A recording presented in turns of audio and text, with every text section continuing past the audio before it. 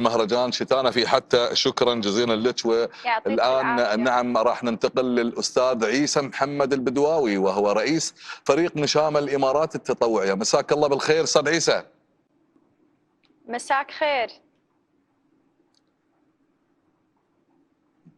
ما نسمعك أستاذ عيسى، نبغى نسمع صوتك الجميل هذا. أمسي عليكم وأمسي على المشاهدين وأيضا أمسي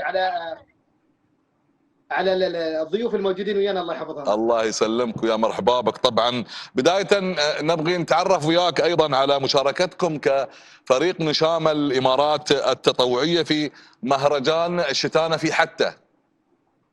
هذا من أجمل المهرجانات صراحة، نحن شاركنا فيه كفريق نشام الإمارات التطوعي بالزخم من الفعاليات والأنشطة والورش اللي موجودة. حقيقة نحن فخورين كمتطوعين بصراحة أن نشارك في هذا المهرجان. المهرجان مثل ما ذكرت أختي أمينة، يمكن هذا المهرجان الأول من نوعه بالحجم هذا في مدينة حتى. نحن كمتطوعين دورنا مهم لا يقل أهمية من دور المنظمين لهذا المهرجان. نعم. نحن دورنا إرشادي ودورنا أيضا تنظيمي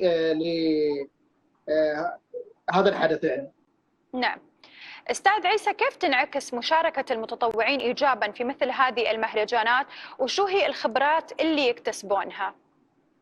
صحيح، حقيقة نحن المتطوعين اللي جبناهم في هذا المهرجان، أنا دوما أقول كلمة نقيناهم، يعني اخترناهم من نخبة المتطوعين حقيقة أنهم يكونوا مشاركين في هذا الحدث، بحيث أنهم توجد عندهم اللغات المتعددة. عندنا واحدة من الأخوات من المتطوعات تتكلم فرنسي، وعندنا واحدة تتكلم اللغة الهندية، واحدة تتكلم يعني أغلبية المتطوعين يتكلمون باللغة الإنجليزية. عسبت على حجم الزوار اللي يمرون في هذا المهرجان. نعم. عيسى دامك أنت من أهل المنطقة، منطقة حتى أكيد، فأكيد أنت يعني شاركت في مهرجانات أخرى، ولكن شو تحس اللي يميز مهرجان شتانا في حتى؟ شو غير عن المهرجانات الثانية اللي شاركت فيها أنت؟ والله هذا المهرجان فعلا ترى هو غير بكل مقاييسه. الدعم الموجود، القنوات البث المباشر، البرامج اللي موجوده، الصراحه اللجنه قايمه بدور وايد كبير لعبت في هالمنطقه.